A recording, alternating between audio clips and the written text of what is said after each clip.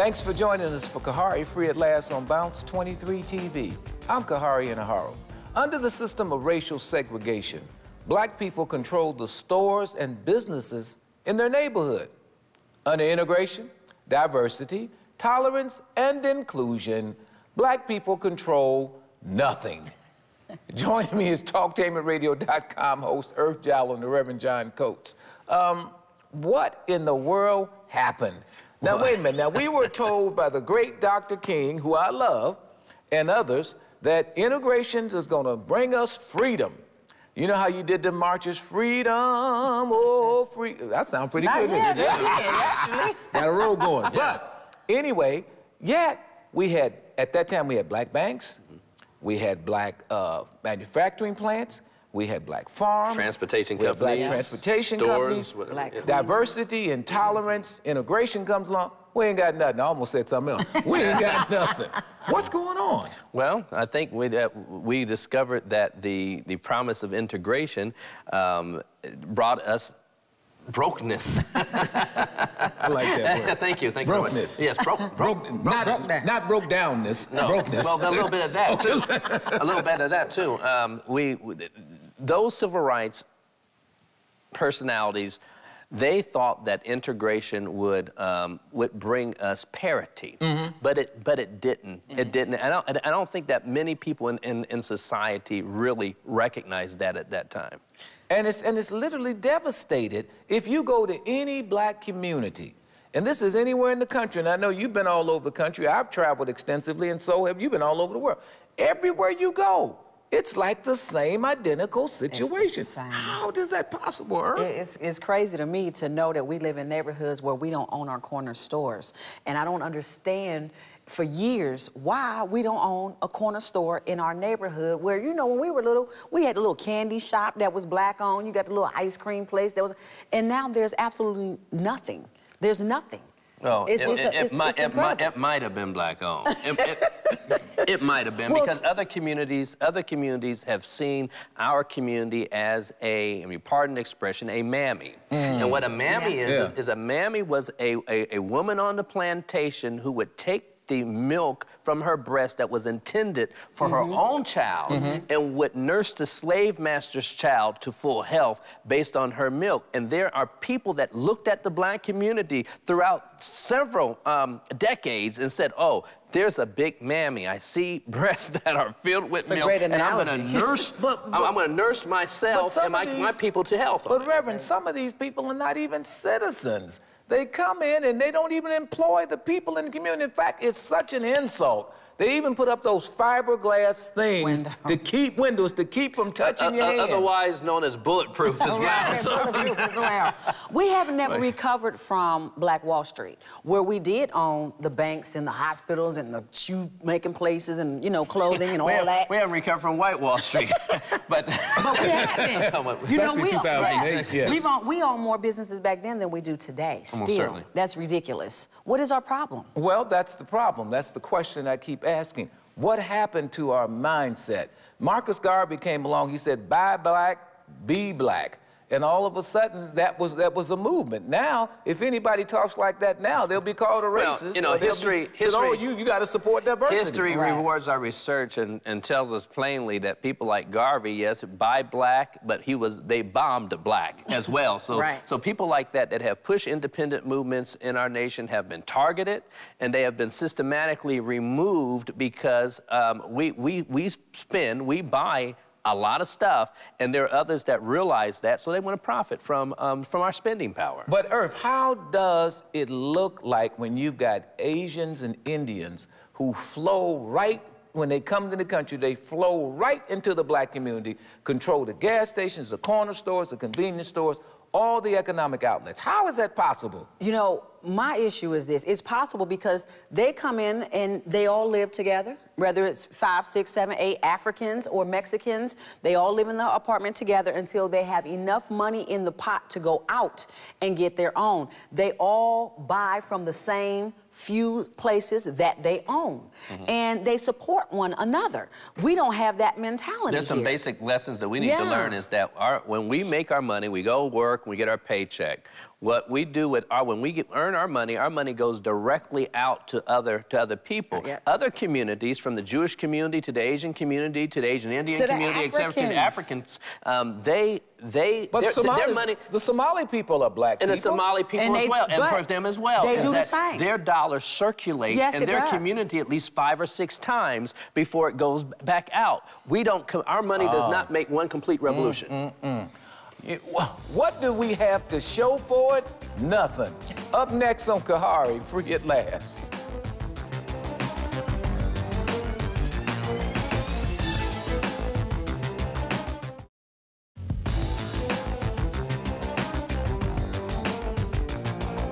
Welcome back to Khari, Free at Last on Bounce 23 TV.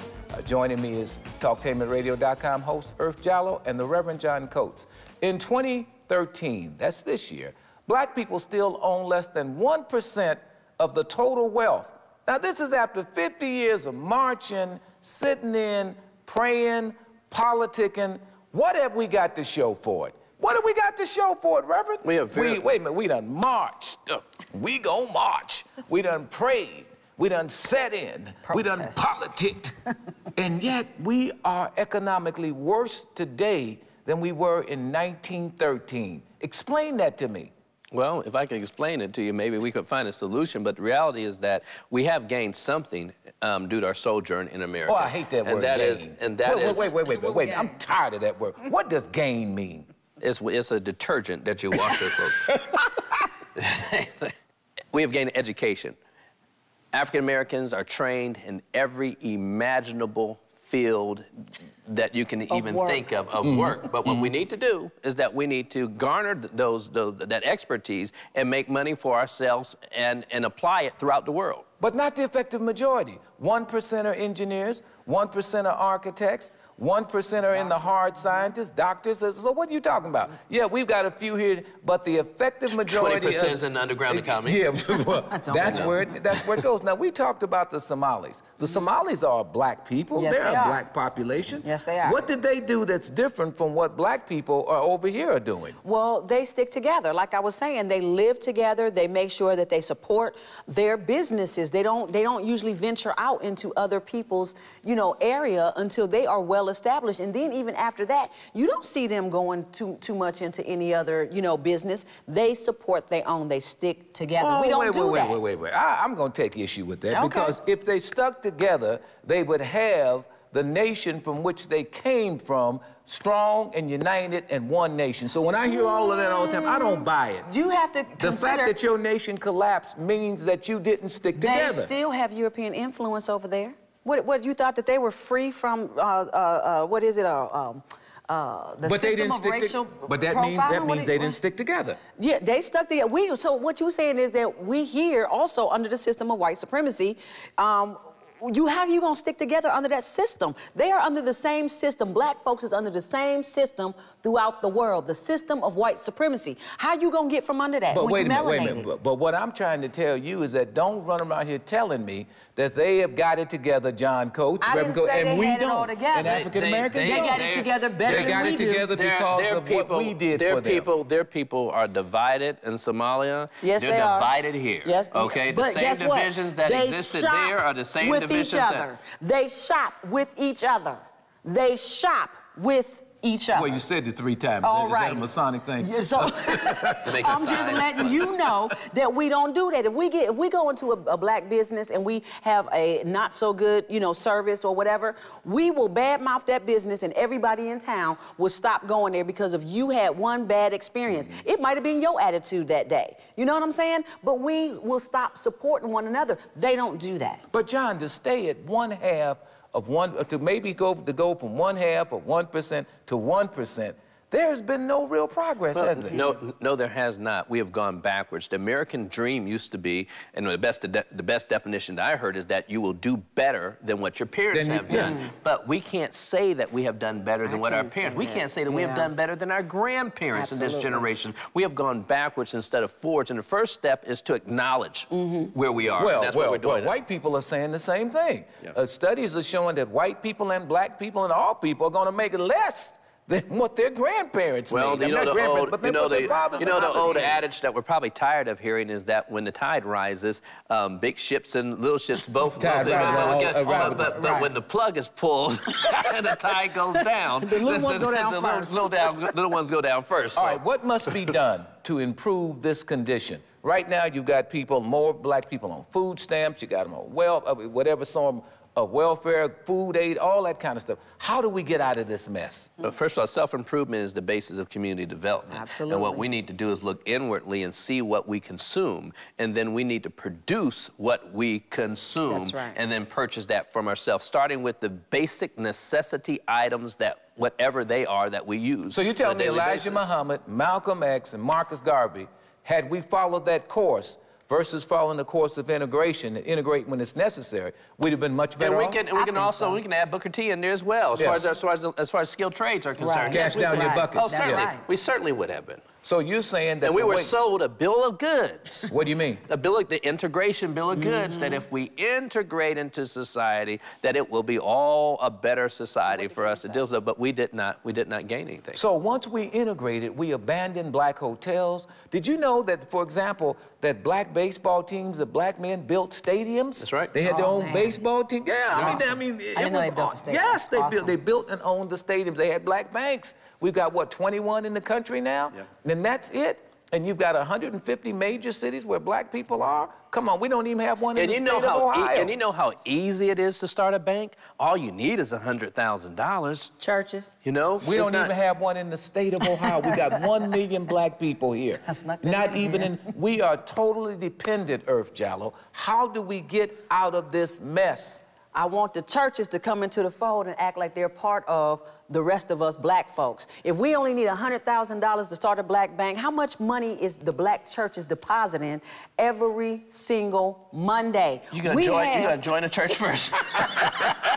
The doors of the church are open. Whatever. Come on in. So, come on, churches. If that's all we need, why can't we do that? What would you say the black church averages in revenue across the nation every each Monday week, if you had to do it each week? Just give me a figure. No dead air. Tell the truth. Give me $1 billion. $1 billion. Okay. Yes. All right, so that means they're taking in annually approximately $52 billion. Yes. Where's that money going? That money is going into houses and cars and haberdashery and food, fine dining and vacation and jewelry and absolute nonsense. Now, there are churches that are building buildings for senior citizens. There are churches that have wonderful schools for their kids and youth programs, et cetera, and feeding programs. But a vast majority of money is going into lifestyle. And I was going to say, don't just build the schools and the grocery stores only for the members of your church. All of us have to come together. This is what you keep saying about coming together. Build it for everybody. Where's the money going? It's going to finance the preachers of L.A., San Francisco, New York, and everywhere else. I mean, it's opulent life. You're a minister. Are you calling these guys out? They sound like pimps. That's not what you're saying, is it? Well, what happens, I think that we could utilize the money a lot better than what we do, in opposed to just concentrating on our own personal prosperity. Right there. Absolutely. Segregated. Still segregated after all these years. Up next on Khari, Free at Last.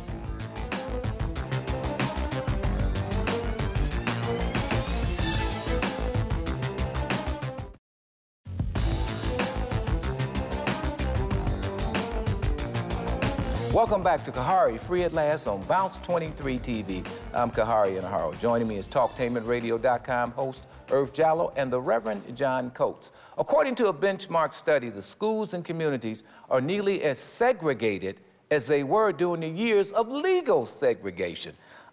Wait a minute. We fought, we prayed, we marched, and we did everything we can do to have integration. Yet we look at our communities, we look at our schools.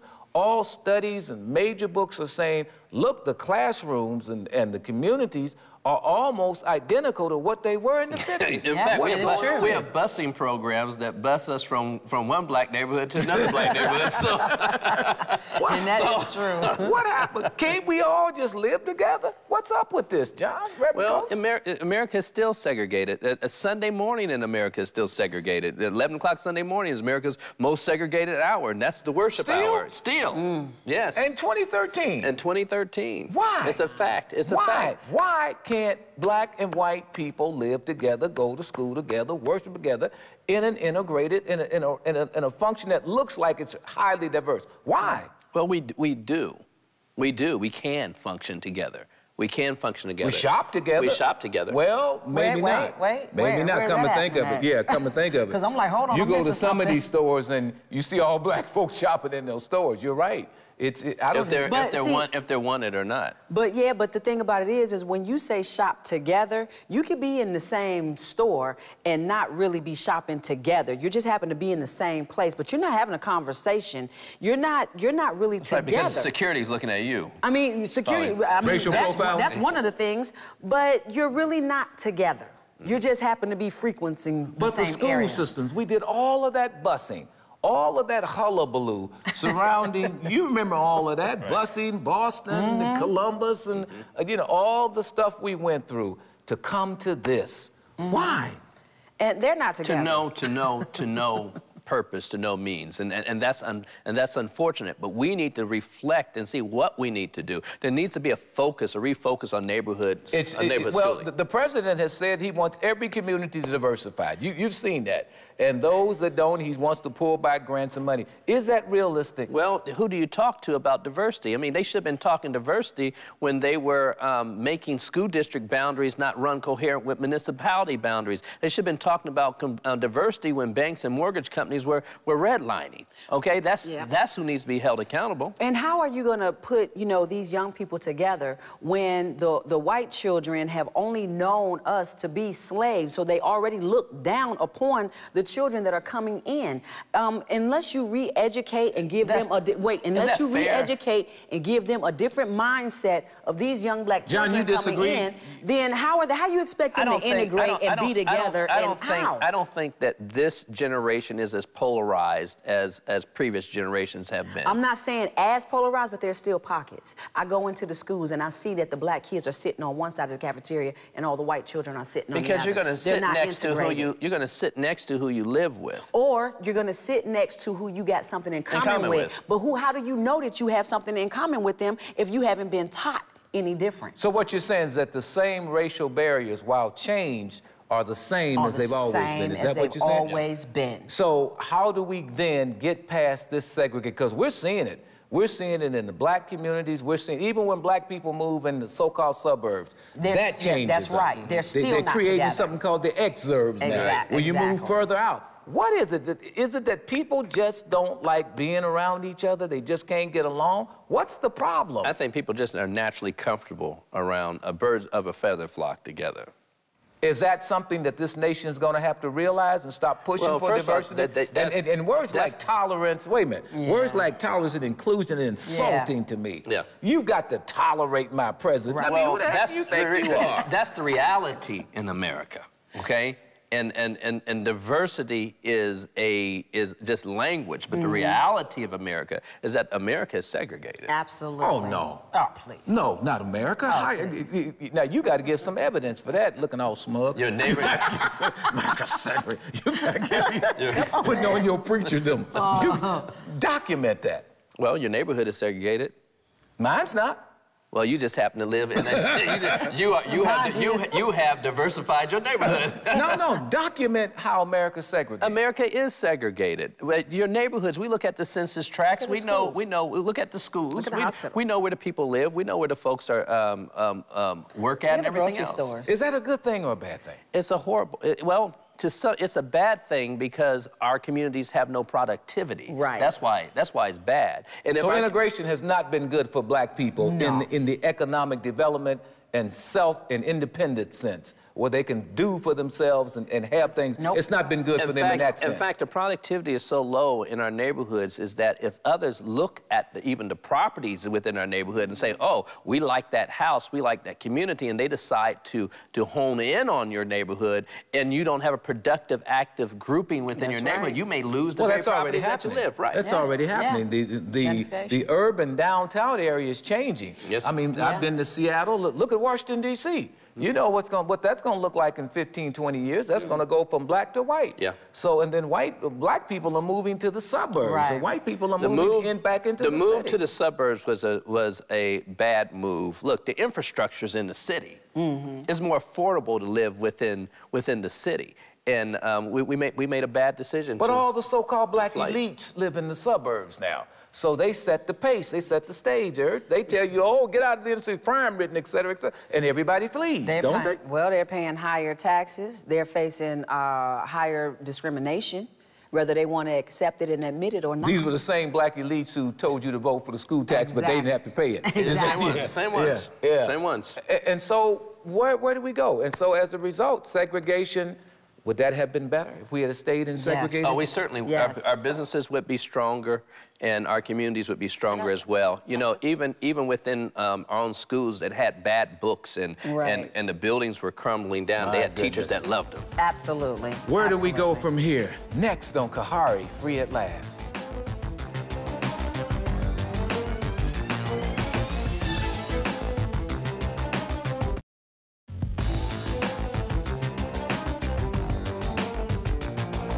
Welcome back to Khari Free at Last on Bounce 23 TV. I'm Khari and joining me, of course, is TalkTainmentRadio.com host Earth Jallow and the Reverend John Coates.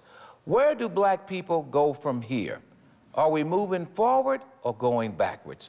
Reverend Coates, you have looked at movements for many years. You've been active in the community. You've worked with many of the top thinkers in the world.